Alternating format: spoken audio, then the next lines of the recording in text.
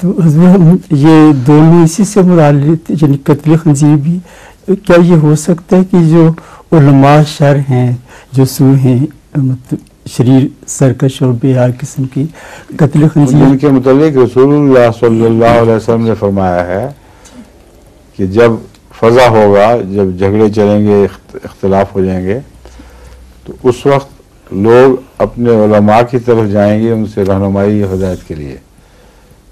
تو اذا ہم قردۃ وخنازیر، کیا دیکھیں گے کہ وہاں تو بندر اور سور بیٹھے ہوئے ہیں.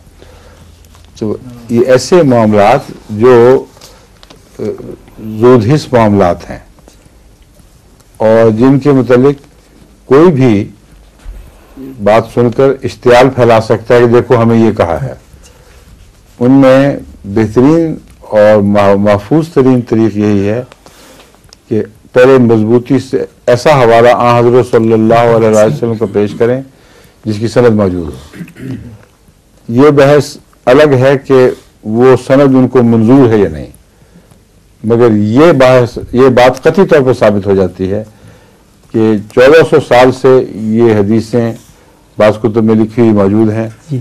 کسی مولوی کو ضرورت نہیں ہوئی کہ چونکہ ان کے خلاف ہیں اس لیے وہ انہیں نکال پھینکیں یا احتجاجی رجسٹر کرا سکیں.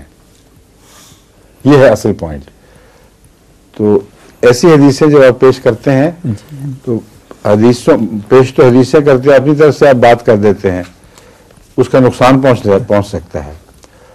آپ کو یہ کہنا چاہیے کہ جیسا کہ حضرت اقدس محمد رسول اللہ صلی اللہ علیہ وسلم نے پیشگوئی فرمائی تھی کہ مسیح صلیب کو توڑے گا اور سور کو قتل کرے گا، اور سور کی ایک تعریف خود حضور اکرم صلی اللہ علیہ وسلم نے وہ خنازیر بتائی ہے، وہ تعبیر جو انسانی خنازیر ہیں، آدمی ہیں مگر بگڑے ہوئے مولوی ہیں.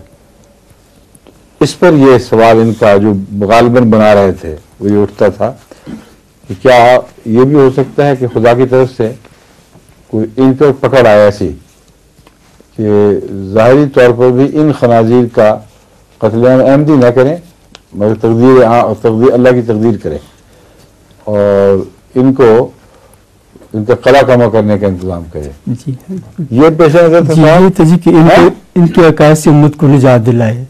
یہ تجی بالکل یہ میں نے آپ کی طرف سے بات کر لی ہے.